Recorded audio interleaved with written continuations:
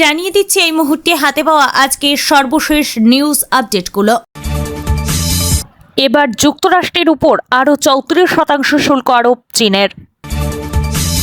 Israeli হামলায় আরও 86% ফিলিস্তিনের নিহত। ট্রাম্পকে কেন 8,20,000 টাকা জরিমানা?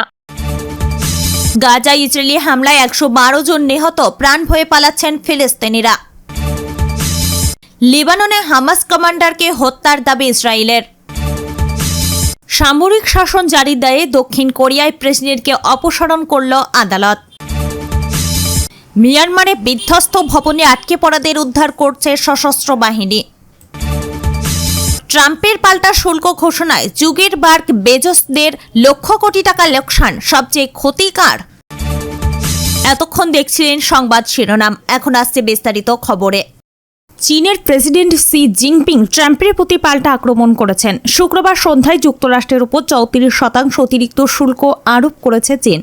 এর মাধ্যমে দ্রুত নীতি ঘোষণার মাধ্যমে চীন দেখিয়েছে ট্রাম্প এ সপ্তাহে বিশ্বজুড়ে আমদানির উপর উচ্চ শুল্ক আরোপের মাধ্যমে যে বাণিজ্য যুদ্ধ শুরু করেছেন তাতে পিছু হাঁটার কোনো ইচ্ছা নেই তাদের। চীনের অর্থ মন্ত্রণালয় জানিয়েছে, চীন থেকে যাওয়া পণ্যের উপর 34% শুল্ক আরোপের জন্য ট্রাম্পের পরিকল্পনার সঙ্গে যুক্তরাষ্ট্র থেকে রপ্তানি করা পণ্যের উপর 34% শুল্ক আরোপের মিল রাখবে। পৃথকভাবে চীনের বাণিজ্য মন্ত্রণালয় আরও জানিয়েছে, তারা 11টি মার্কিন কোম্পানিকে অনির্ভরযোগ্য সত্তা তালিকায় যুক্ত করেছে, যা মূলত তাদের চীনে বা চীনা কোম্পানিগুলোর সঙ্গে ব্যবসা করতে বাধা দেবে। আরও বলা হয়েছে, মন্ত্রণালয় 7টি বিরল খনিজ উপাদানের রপ্তানি সীমিত করার জন্য একটি লাইসেন্সিং ব্যবস্থা আরোপ করেছে। ওই খনিজগুলো প্রায় এককভাবে চীনে খনন এবং প্রক্রিয়াজাত করা হয়, তা বৈদ্যুতিক গাড়ি ও স্মার্ট বোমা সহ অনেক কিছুতে ব্যবহার করা হয়। ট্রাম্প মূলত যুক্তরাষ্ট্রের সব আমদানি পণ্যে সর্বজনীন 10% শুল্ক আরোপ করেছেন, যা শুক্রবার রাত থেকে কার্যকর হবে। তাছাড়া দেশটির সঙ্গে বাণিজ্যে উদ্ধৃত রয়েছে এমন বেশ কিছু দেশের উপর প্রতিশোধমূলক প্রায় 50% পর্যন্ত শুল্ক আরোপ করা হয়েছে। এদিন চীনের উপর অতিরিক্ত 34% শুল্ক আরোপ করে ট্রাম্প প্রশাসন। এ ঘটনার পরপরই পাল্টা কঠোর পদক্ষেপের ঘোষণা দিয়েছিল চীন। আসছি পরবর্তী খবরে। মূলত সাবেক এক ব্রিটিশ গোয়েন্দা কর্মকর্তার বিরুদ্ধে করা মামলায় হেরে যাওয়ায় আইনি লড়াইয়ের খরচ হিসেবে মার্কিন প্রেসিডেন্টকে এই জরিমানা দেওয়ার নির্দেশ দিয়েছে আদালত। ব্রিটিশ গোয়েন্দা সংস্থা MI6 এর সাবেক কর্মকর্তা ক্রিস্টোফার স্টিল ডোনাল্ড ট্রাম্পের ব্যাপারে একটি নথি প্রকাশ করেন, যা 2017 সালে জানুয়ারিতে, অর্থাৎ ট্রাম্পের প্রথম মেয়াদে প্রেসিডেন্ট হিসেবে শপথ নেওয়ার আগে প্রকাশিত হয়। স্টিল ডোসিয়ার নামে ওই নথিতে দাবি করা হয়, রুশ গুপ্তচর ও গোয়েন্দাদের সঙ্গে সমঝোতার ভিত্তিতে 2016 সালের নভেম্বরের প্রেসিডেন্ট নির্বাচনে জয় পেয়েছিলেন ট্রাম্প। আরও বলা হয়, 2013 সালে মস্কো সফরে যান ডোনাল্ড ট্রাম্প। সে সময়েই রুশ গোয়েন্দা সংস্থা FSBর সঙ্গে তার সমঝোতা হয়। এতে আরও অভিযোগ করা হয়, রাশিয়ার প্রেসিডেন্ট ভ্লাদিমির পুতিন কমপক্ষে 5 বছরের জন্য ট্রাম্পকে প্রেসিডেন্ট প্রার্থী হিসেবে তৈরি করার জন্য একটি প্রকল্পের সমর্থন ও নির্দেশ দিয়েছিলেন। নথিতে যৌন অসদাচরণের অভিযোগও তোলা হয়, যা প্রকাশ হওয়ার পরপরই মার্কিন রাজনীতিতে ব্যাপক বিতর্ক শুরু হয়। স্টিলের নথির প্রশংসা করে তৎকালে বিরোধী দল ডেমোক্রেটিক পার্টি, তবে এসব নথিতে দাবি করা তথ্য নাকচ করে দেন ট্রাম্প। এরপরও কয়েকটি অভিযোগ নিয়ে তদন্ত শুরু করেন মার্কিন বিশেষ প্রসিকিউটর রবার্ট মুলার। 2019 সালের মুলার এই সিদ্ধান্তে উপনীত হন যে রুশ সরকার 2016 সালের নির্বাচনে হস্তক্ষেপ করেছিল, কিন্তু ট্রাম্পের দলের সাথে যোগ সাজেশনের কোনো প্রমাণ পাওয়া যায়নি। এরপর প্রেসিডেন্ট জো বাইডেন দায়িত্ব নেওয়ার কয়েক মাস পরে 2022 সালে যুক্তরাজ্যের তথা সুরক্ষা আইনের আওতায় ক্রিস্টোফার স্টিলের মালিকাধীন কোম্পানি আরবিস বিজনেস ইন্টেলিজেন্সের বিরুদ্ধে মামলা করেন ট্রাম্প। মামলায় ট্রাম্প আরবিস তার ব্যক্তিগত তথ্য অবৈধ প্রক্রিয়াজাত করেছে এবং গুরুতর দুর্ভোগ এবং সুনামের ক্ষতি করার জন্য ক্ষতিপূরণ দাবি করেন। তবে কোম্পানি জানায়, স্টিলের প্রকাশ করা ওই নথির সঙ্গে কোম্পানির কোনো সম্পর্ক নেই। মামলার পর লন্ডন হাইকোর্টের বিচারক ক্যারেন স্টেন এই ব্যাপারে বলেন, দাবিটি বিচারের জন্য এগিয়ে নিয়ে যাওয়ার জন্য কোনো জোরালো কারণ নেই। 2023 সালের এই বিচার শুরু হয়। গত বছর ফেব্রুয়ারিতে বিচারক এক পর্যবেক্ষণে বলেন, মামলাটি ব্যর্থ হতে চলেছে। অবশেষে বৃহস্পতিবার সেই মামলা চূড়ান্ত রায় দেওয়া হয়। এতে পরাজিত হয়েছেন ট্রাম্প।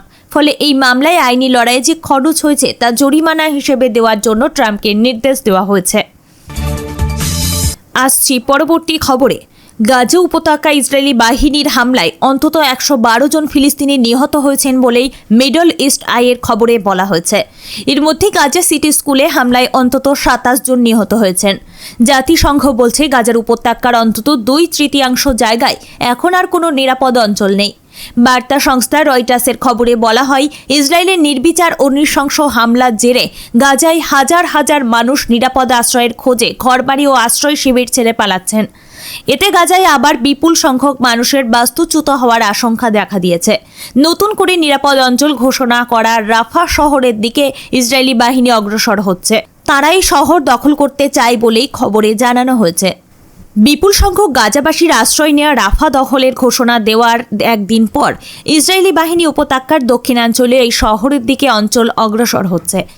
ঘরবাড়ি ও আশ্রয় শিবির থেকে পালিয়ে আসা হাজার হাজার গাজাবাসীর শেষ আশ্রয়স্থল ছিল রাফা। মিডল ইস্ট আইয়ের খবরে বলা হয়, গাজা স্বাস্থ্য মন্ত্রণালয় জানিয়েছে গত 24 ঘন্টা ইসরায়েলের নৃশংস ও নির্বিচার হামলায় 112 জন নিহত হয়েছেন। এর মধ্যে গাজা শহরের উত্তরের শহরতলি সোজোয়ায় গতকাল বৃহস্পতিবার ভোরে বিমান হামলায় অন্তত 20 জন নিহত হয়েছেন। বার্তা সংস্থা রয়টার্স স্থানীয় স্বাস্থ্য কর্তৃপক্ষের বরাত দিয়ে জানিয়েছে, গতকাল বিকেলের দিকে একটি শিক্ষা প্রতিষ্ঠানে হামলায় নারী শিশু সহ 27 ফিলিস্তিনি নিহত হয়েছেন। ওই শিক্ষা প্রতিষ্ঠানটি বাস্তুচ্যুত মানুষের আশ্রয় শিবির হিসেবে ব্যবহার করা হচ্ছিল। তবে ইসরায়েলি বাহিনী দাবি করছে ফিলিস্তিনি সন্ত্রাসীদের লক্ষ্য করে সেখানে হামলা চালানো হয়েছে। চিকিৎসা কর্মীরা বলছেন, গাজা শহরের তুফা এলাকায় দার আল আকরাম স্কুলে 3টি ক্ষেপণাস্ত্র হামলা চালিয়েছে ইসরায়েল। রাফা থেকে পাশের খান ইউনুসে আশ্রয় নেওয়া 7 সন্তানের এক বাবা একটি চ্যাট অ্যাপের মাধ্যমে বার্তা সংস্থা রয়টার্সকে বলেন, রাফা শেষ, সেখানকার সবকিছু নিশ্চিহ্ন হয়ে যাচ্ছে। নাম প্রকাশ না করার শর্তে ওই বাবা বলেন, রাফাতে যে কয়টি ঘরবাড়ি ও সম্পত্তি দাঁড়িয়ে আছে সে সবকিছু তারা ধ্বংস করে ফেলেছে। ইসরায়েলি বাহিনী যুদ্ধবিরতি চুক্তি লঙ্ঘন করে গত মাসে আবার গাজায় অগ্রাসন শুরুর পর রাফা দখল করতে নির্বিচার হামলা চালিয়ে যাচ্ছে। গাজা শহরের উত্তরে শেজা এলাকায় থেকে বাসিন্দাদের চলে যেতে হুমকি দিচ্ছে ইসরায়েলি বাহিনী। গতকাল প্রাণভয়ে ওই এলাকা থেকে হাজার হাজার মানুষ পালিয়ে যাচ্ছেন। অনেকে জরুরি জিনিসপত্র নিয়ে পায়ে হেঁটে, অনেকে গাধার পিঠে করে, আবার অনেকে মোটরসাইকেল ও ভ্যানে চড়ে পালাচ্ছেন। সেখানকার বাসিন্দাদের উম্মু আয়েদ বার্দা বলেন, আমি মরতে চাই, তাদের আমাদের মেরে ফেলতে এবং এই জীবন থেকে মুক্তি দিতে দিন। আমরা এমনিতেই বেঁচে নেই, আমরা মৃত। আসছি পরবর্তী খবরে। দক্ষিণ লেবাননে হামাসের শীর্ষস্থানীয় এক নেতাকে হত্যার দাবি করেছে ইসরায়েলি সেনাবাহিনী। সিদোন অঞ্চলে পরিচালিত ইসরায়েলি হামলায় ফিলিস্তিনি সশস্ত্র গোষ্ঠী কমান্ডার হাসান ফারহাতের নিহত হওয়ার খবরটি শুক্রবার জানিয়েছে আইডিএফ। খবর রয়টার্সের। আইডিএফের বিবৃতিতে বলা হয়েছে, সাম্প্রতিক মাসগুলোতে ইসরায়েলের বিরুদ্ধে সন্ত্রাসী হামলা পরিচালনায় জড়িত ছিলেন ফারহাত। ইসরায়েল ও তার জনগণের জন্য তার কর্মকাণ্ড হুমকি সৃষ্টি করেছিল। আইডিএফের দাবি, গাজায় যুদ্ধ চলাকালীন ইসরায়েলের বেসামরিক ও সামরিক নাগরিকদের উপর একাধিক হামলা চালানোতে জড়িত ছিলেন ফারহাত। তার আদেশে গত বছরের 14 ফেব্রুয়ারি উত্তরাঞ্চলীয় সাফেদ কমান্ড বেজে ক্ষেপণাস্ত্র হামলা পরিচালিত হয়। ওই হামলায় স্টাফ সার্জেন্ট ওমেরা সারাহা বেনজো নিহত এবং একাধিক সেনা আহত হন। এদিকে সিদনের একটি অ্যাপার্টমেন্টে ইসরায়েলি হামলার বিষয়টি নিশ্চিত করেছে লেবানিজ স্বাস্থ্য মন্ত্রণালয়। কর্তৃপক্ষ বলছে, ওই হামলায় 3 ব্যক্তি নিহত হয়েছেন। দেশটির প্রধানমন্ত্রী নওয়াফ সালাম অভিযোগ করেছেন, এই হামলা করে যুদ্ধবিরতি চুক্তি সুস্পষ্ট লঙ্ঘন করেছে তেল আবিব। উল্লেখ্য, গাজায় যুদ্ধ শুরুর পর থেকে হামাসের সমর্থনে ইসরায়েলের ক্ষেপণাস্ত্র হামলা শুরু করে ইরান সমর্থিত লেবানিজ সশস্ত্র গোষ্ঠী হেজবুল্লাহ। দুপক্ষে বছরখানেক পাল্টাপাল্টি হামলার পর যুক্তরাষ্ট্রের সমর্থনে হিজবুল্লাহর সঙ্গে একটি যুদ্ধবিরতি চুক্তি স্বাক্ষর করে ইসরায়েল। তবে যুদ্ধবিরতির তোয়াক্কা না করে হিজবুল্লাহ নিয়ন্ত্রিত বৈরুতের দক্ষিণাঞ্চলীয় শহরতলিতে সম্প্রতি আবার হামলা শুরু করেছে ইসরায়েল। তাদের অভিযোগ, লেবানন থেকে ইসরায়েলের উদ্দেশ্যে হিজবুল্লাহ 2বার ক্ষেপণাস্ত্র হামলা চালিয়েছে। অবশ্য ক্ষেপণাস্ত্র হামলায় কোনো ধরনের সংশ্লিষ্টতার অভিযোগ পুরোপুরি অস্বীকার করেছে হিজবুল্লাহ। আসছি পরবর্তী খবরে। সর্বসম্মতিক্রমে দক্ষিণ কোরিয়ায় অভিসংসদীয় প্রেসিডেন্ট ইউন সুক ইওলের অভিশংসন বহাল রাখার পক্ষে ভোট দিয়েছেন দেশটির সাংবিধানিক আদালতের বিচারকদের প্যানেল। গতকাল 4 এপ্রিল স্থানীয় সময় সকাল 11টার দিকে আদালত এই রায় জানিয়েছে। এর অর্থ হলো এখন আনুষ্ঠানিকভাবে দেশটির প্রেসিডেন্টের পদ থেকে তাকে অপসারণ করা হচ্ছে। ডিসেম্বরে দক্ষিণ কোরিয়া অযাচিতভাবে সামরিক আইন জারির দায়ে প্রেসিডেন্ট ইউন সুক ইয়োলকে অভিশংসন ও বরখাস্ত করা হয়। সে সময় পার্লামেন্টের ভোটে তাকে সাময়িকভাবে অপসারণ করা হয়, কিন্তু অবশেষে গতকাল দেশটির সাংবিধানিক আদালতের রায়ে এই সিদ্ধান্ত আনুষ্ঠানিকভাবে গৃহীত হলো। আগামী 2 মাস অর্থাৎ পরবর্তী 60 দিনের মাঝে দেশটির নতুন প্রেসিডেন্ট নির্বাচিত অনুষ্ঠিত হবে। এই রায়ের মধ্য দিয়ে ইউনের রাজনৈতিক ভবিষ্যৎ নির্ধারণ হলেও দেশটির পরিস্থিতি উত্তপ্ত হয়ে উঠেছে। রাজধানী সোলের রাস্তায় ইউনপন্থী ও বিরোধী হাজারো বিক্ষোভকারী অবস্থান নিয়েছেন। আইন শৃঙ্খলা পরিস্থিতি স্বাভাবিক রাখার জন্য পুলিশ সর্বোচ্চ সতর্ক অবস্থান করেছেন। এদিকে দক্ষিণ কোরিয়া স্থানীয় গণমাধ্যম জানিয়েছে দেশটি অ্যাক্টিং বা কার্যনির্বাহী প্রেসিডেন্ট হ্যান ডাক-সুর জননিরাপত্তা বজায় রাখার জন্য একটি জরুরি আদেশ জারি করেছেন। গত বছর তড়িঘড়ি সামরিক আইন জারি করে দেশটির ইতিহাসে সবচেয়ে বড় রাজনৈতিক সংকটের জন্ম দিয়েছিলেন ইউন সুক ইয়োল। গতকাল আদালত রায় দিয়েছে যে ইয়োলের সামরিক শাসন জারি ন্যায়সঙ্গত ছিল না। জাতীয় জরুরি পতাকা পরিস্থিতির কোনো অস্তিত্বও ছিল না, বলছেন সাংবিধানিক আদালতের কার্যনির্বাহী প্রেসিডেন্ট বিচার মুন হিংবে। তার মতে ওই পরিস্থিতি সেনা মোতায়েন ছাড়া ভিন্ন উপায়ে সমাধান করা সম্ভব ছিল। দক্ষিণ কোরিয়ায় সামরিক আইন জারি করতে ইউন সুক ইয়োলের সেনা মোতায়েনের সিদ্ধান্ত জাতীয় পরিষদের বৈধতার উপর হস্তক্ষেপ করেছে বলেই মতামত দিয়েছেন বিচারপতি। তিনি নিজের দায়িত্ব পালন করেননি এবং সাধারণ মানুষের বিরুদ্ধে গিয়েছেন, অথচ তাদেরকে রক্ষা করার কথা ছিল, বলেন বিচারপতি মুন হিংবে। আসছি পরবর্তী খবরে। শুক্রবার আন্তঃবাহিনী জনসংযোগ পরিদপ্তরের পাঠানো এক বিজ্ঞপ্তিতে তথ্য জানানো হয়েছে। আইএসপিআর জানায় গত 28 মার্চ সংঘটিত ভূমিকম্পের পর বাংলাদেশ সরকারের প্রধান উপদেষ্টার নির্দেশে 1 এপ্রিল বাংলাদেশ সশস্ত্র বাহিনীর তত্ত্বাবধানে একটি বিশেষ উদ্ধারকারী দল এবং মেডিকেল টিম মিয়ানমারে পাঠানো হয়। বাংলাদেশ সশস্ত্র বাহিনীর নেতৃত্বে উদ্ধার ও চিকিৎসা কার্য অব্যাহত রয়েছে।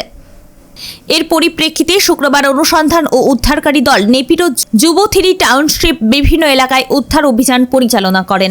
স্থানীয় প্রশাসন ও ফায়ার সার্ভিস বিভাগের সহযোগিতায় দলটি কয়েকটি বিধ্বস্ত ভবনে আটকে পড়া ব্যক্তিদের উদ্ধার কার্যক্রমে অংশগ্রহণ করে এবং একটি মরদেহ উদ্ধার করা হয়। গতকাল শুক্রবার বাংলাদেশ উদ্ধারকারী দলের সঙ্গে মিয়ানমারে পররাষ্ট্র মন্ত্রণালয়, ফায়ার সার্ভিস ও অন্যান্য 16টি উদ্ধারকারী দেশের প্রতিনিধিদের একটি সমন্বয় সভা অনুষ্ঠিত হয়। অপরদিকে বাংলাদেশ সশস্ত্র বাহিনীর চিকিৎসা দল নেপিডো শহরের 50 শয্যা বিশিষ্ট জুব-3 ও 100টি শয্যা বিশিষ্ট লিওয়ে হাসপাতালে চিকিৎসা সেবা প্রদান করেন। আইএসপিআর আরও জানায় আজ শনিবার এই দলটি পুনরায় মিয়ানমার স্থানীয় প্রশাসন, ফায়ার সার্ভিসের সঙ্গে সমন্বয়ের মাধ্যমে উদ্ধার কার্যক্রম ও চিকিৎসা কার্যসেবা অব্যাহত রাখবে। আসছি পরবর্তী খবরে। বিভিন্ন দেশের উপর পাল্টা শুল্ক চাপানোর ঘোষণা করেছেন আমেরিকা প্রেসিডেন্ট ডোনাল্ড ট্রাম্প। আর তার জেরে ধস নেমেছে আমেরিকা সহ প্রায় গোটা বিশ্বের শেয়ার বাজারে। রাতারাতি কোটি কোটি টাকার লোকসান হয়েছে শিল্পপতিদের। গত 10 বছরে এত লোকসান নাকি তাদের হয়নি। বৃহস্পতিবার পৃথিবীর 500 ধনী ব্যক্তি যৌথভাবে হারিয়েছেন $20,800 কোটি। ভারতীয় মুদ্রায় প্রায় 17 লক্ষ কোটি টাকা। এমনই বলছে ব্লুমবার্গ সংস্থার বিলিয়নিয়ারদের সূচক। সবচেয়ে বেশি লোকসান হয়েছে ফেসবুক কর্তা মার্ক জুকারবার্গের।